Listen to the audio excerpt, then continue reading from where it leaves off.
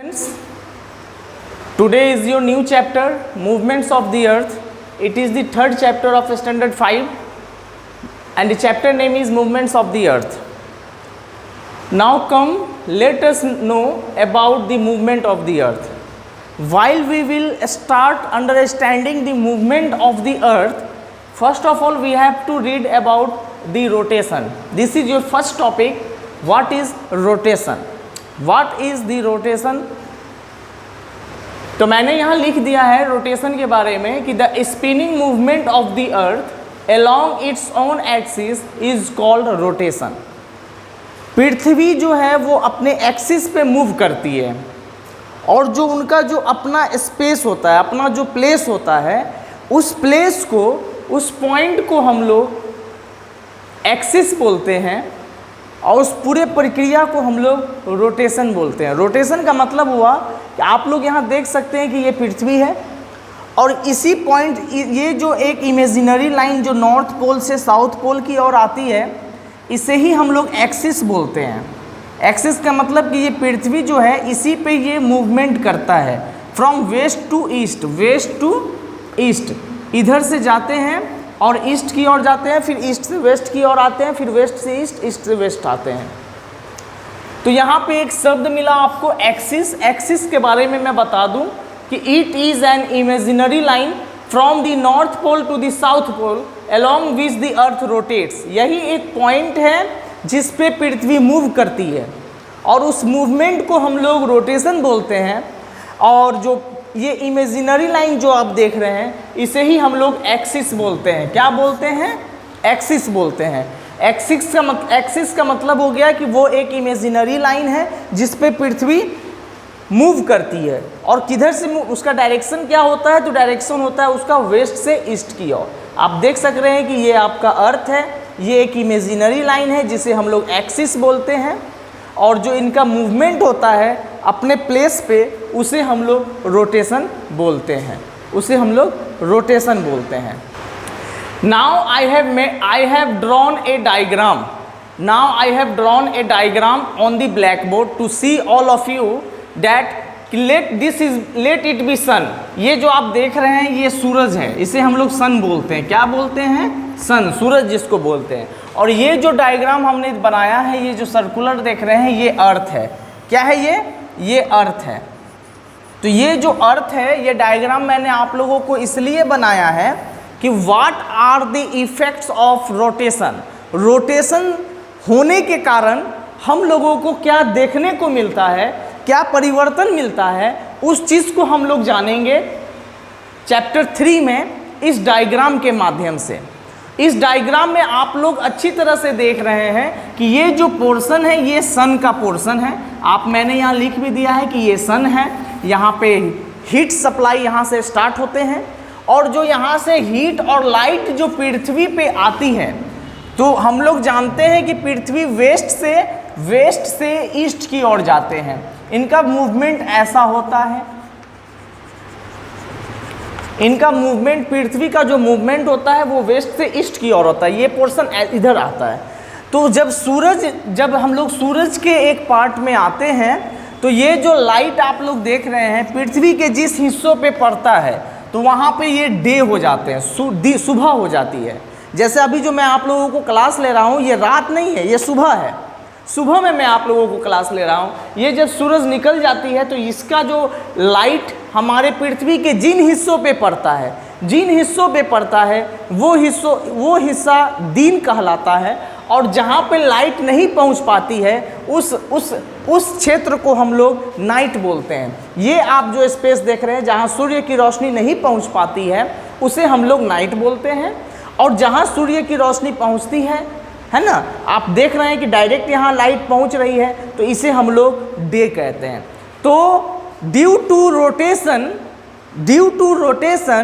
Days and nights are form. हम लोग यहाँ लिख सकते हैं what are the effects of. एक क्वेश्चन आप लोगों को दे सकता हूँ मैं कि what are the effects of rotation. Rotation का इफेक्ट क्या होता है? What are the effect of rotation on the earth. तो हम लोग लिख सकते हैं, इसका आंसर हम लोग लिख सकते हैं कि due to rotation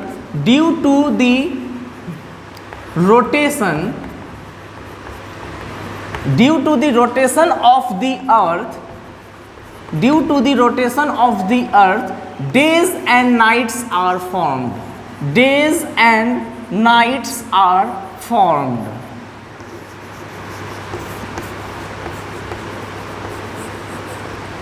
Due to the rotation of the earth, days and nights are formed. आप देख सकते हैं कि रोटेशन की वजह से हम लोगों को दिन और रात देखने को मिलता है। रोटेशन की वजह से हम लोगों को दिन और रात now students come to the next topic of chapter 3 and it is your revolution of the earth. आप यहाँ देख सक रहे हैं कि मैं अलग टॉपिक पढ़ा रहा हूँ, अगला टॉपिक पढ़ा रहा हूँ जिसका नाम है रिवॉल्यूशन ऑफ द अर्थ। तो रिवॉल्यूशन ऑफ द अर्थ, उनका क्या रिवॉल्यूशन ऑफ द अर्थ, उसके प्रभाव को भी हम लोग पढ़ेंगे कि रिवॉल्यूशन, अर्थ के रिवॉल्यूशन से हम लोगों को क्या चीज़ मिलता है, क्या बदलाव देखने को मिलता है। तो सबसे पहले हम लोग जान लें कि रिवॉल्यूशन है क्या। तो रिवॉल्यूशन के बारे में मैं आपको बता दूं कि the movement of the earth around the sun on a fixed path, जिसे हम लोग ऑर्बिट बोलते हैं, है ना। फिक्स्ड पाथ को हम लोग ऑर्बिट बोलते हैं।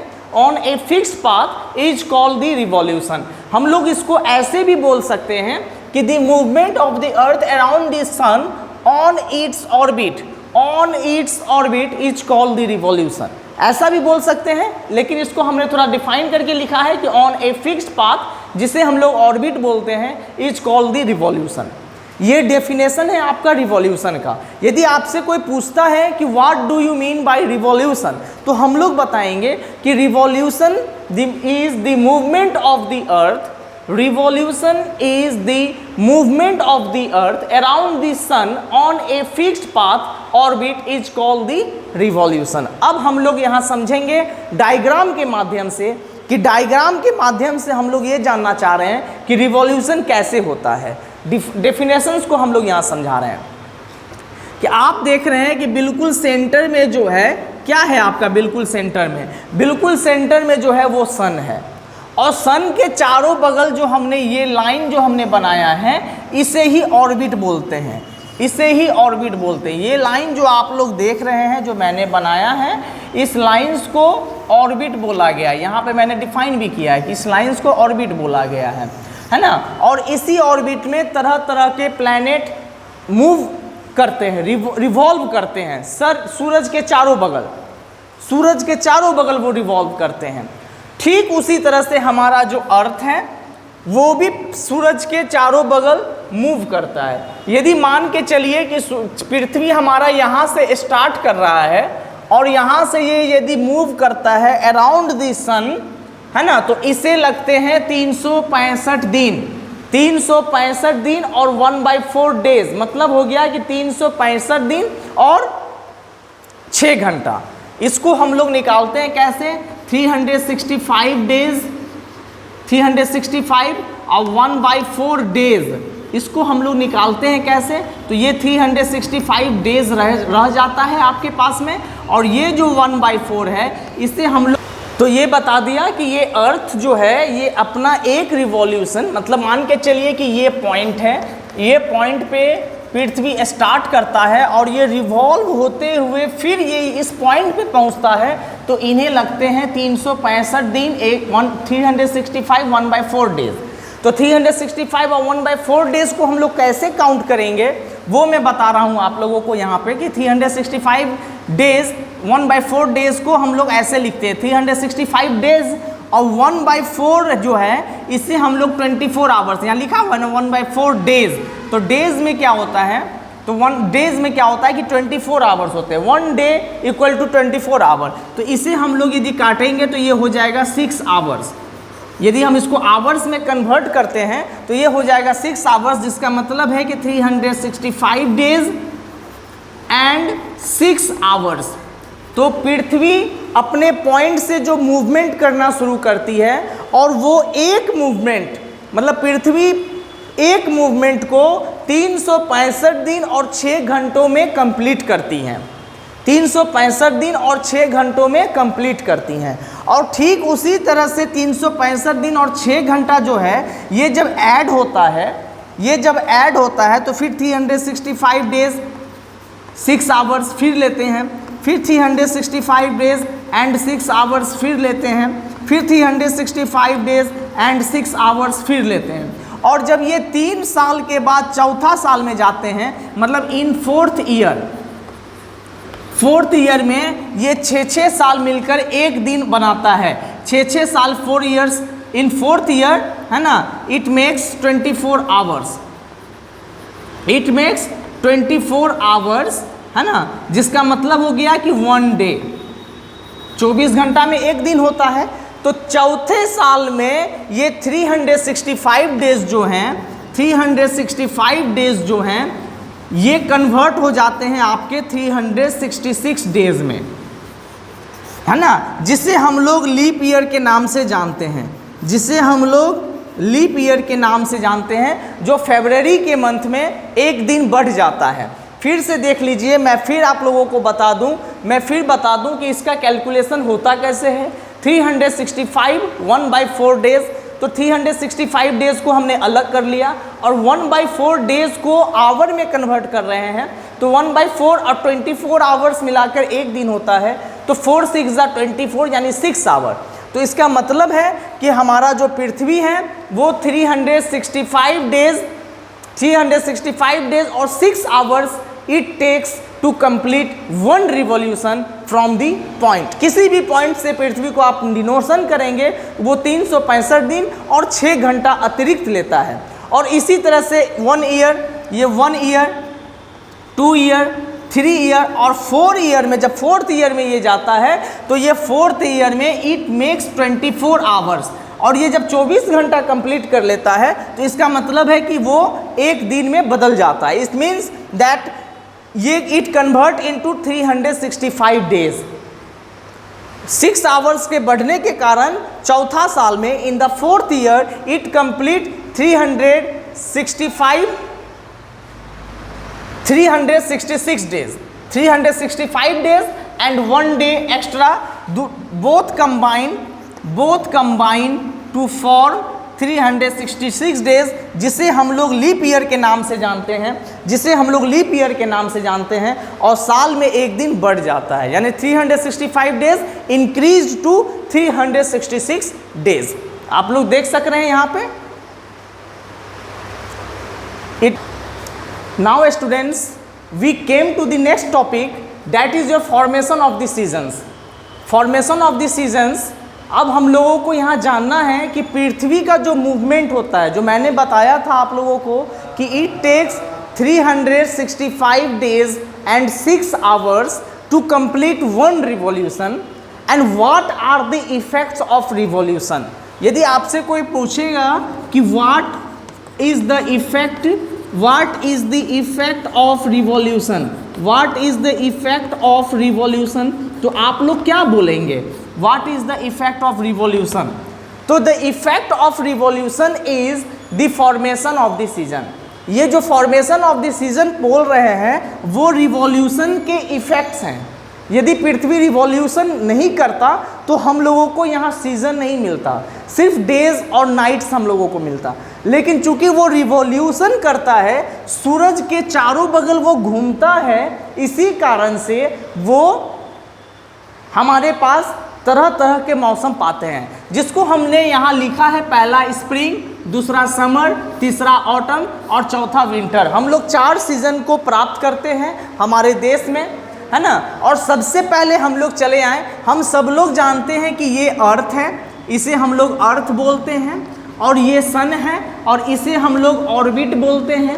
ये अच्छी तरह से जानते हैं कि पृथ्वी जो है अपने ऑर्बिट पे घूमता है। इसी तरह से और भी सारे प्लैनेट्स हैं हमारे पास, जैसे मार्स है, जुपिटर है, सैटर्न है, वेनस है, यूरेनस है, नेपच्यून है, और भी प्लूटो है, और भी तरह के प्लैनेट्स हमारे पास, जो 8 प्लैनेट्स अतिरिक्त पृथ्वी के अलावा पाए जाते हैं, उन सबों का मूवमेंट ऐसे ही होता है, ऐसे ही होता है। हम लोग यहाँ पे पृथ्वी के बारे में पढ़ रहे हैं। We are here to read about the earth, earth के बारे में हम लोग पढ़ रहे हैं। तो हम सब लोग जानते हैं कि पृथ्वी जो है वो हल्का टिल्टेड है। टिल्टेड मतलब सूरज की ओर जो है ये पृथ्वी झुका हुआ है। ये डायग्राम से उतना साफ नहीं दिख रहा है, लेकिन जब आप इसको देखेंगे तो ये ऐसे करके डायग्राम आ जाएगा, जहाँ पे आपका कॉन्सेप्ट क्लियर हो जाएगी। और पृथ्वी ऐसे टिल्टेड है, तो ऐसे टिल्टेड होने के कारण सूरज की रोशनी सबसे पहले इस पे पड़ता है। ये जो आप देख रहे हैं ये नॉर्दर्न हेमिस्फीयर पे पड़ता है। और ये कौन सा दिन होता है? 21 जून को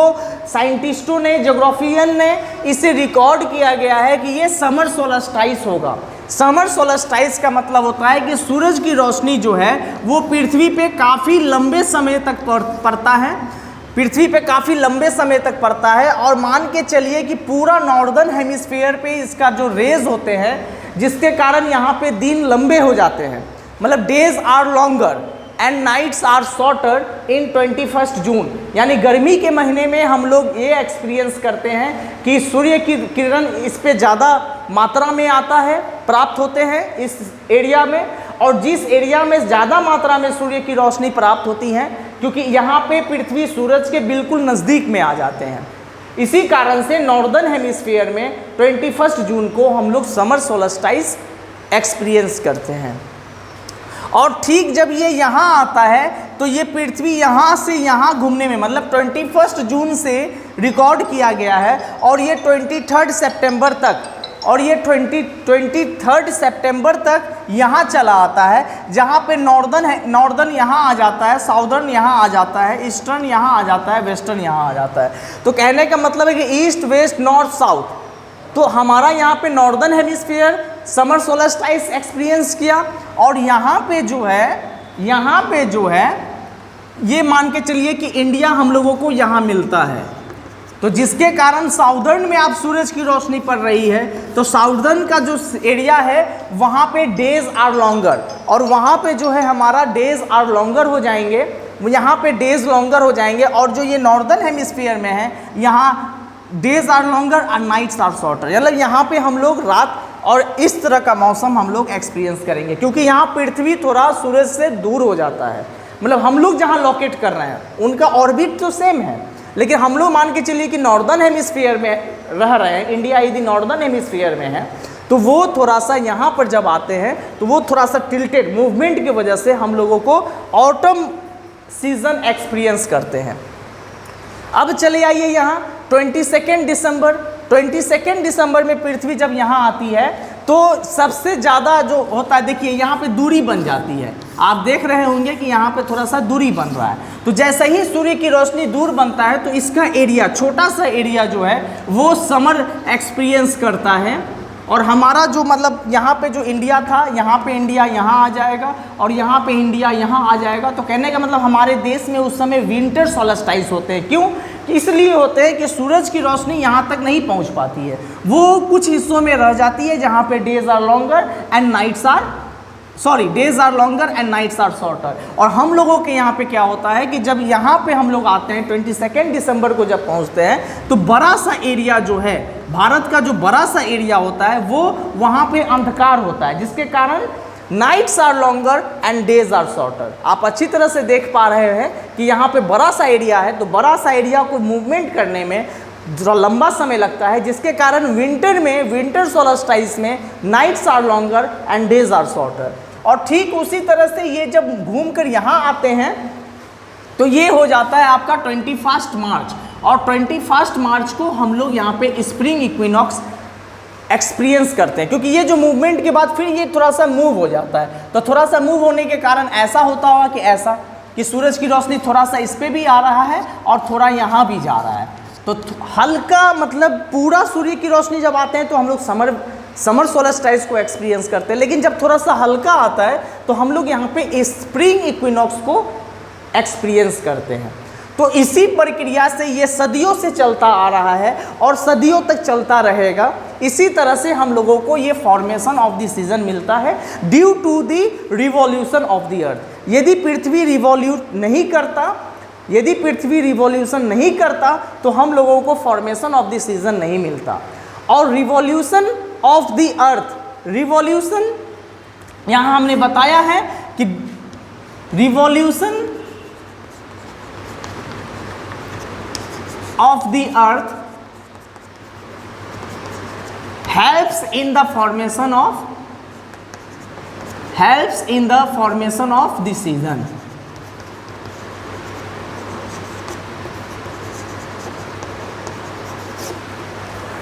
revolution of the earth helps in the formation off season, यानी आप जो सीजन एक्सपीरियंस करते हैं, हम लोग जो 4 सीजन हम लोग एक्सपीरियंस करते हैं वो रिवॉल्यूशन ऑफ द अर्थ के माध्यम से ही होता है। तो डियर स्टूडेंट्स, मैंने आपको चैप्टर 3 मूवमेंट्स ऑफ द अर्थ के बारे में चारों टॉपिक को मैंने आप लोगों को यहाँ डिस्क्राइब किया है ऑनलाइन वीडियो के माध्यम से।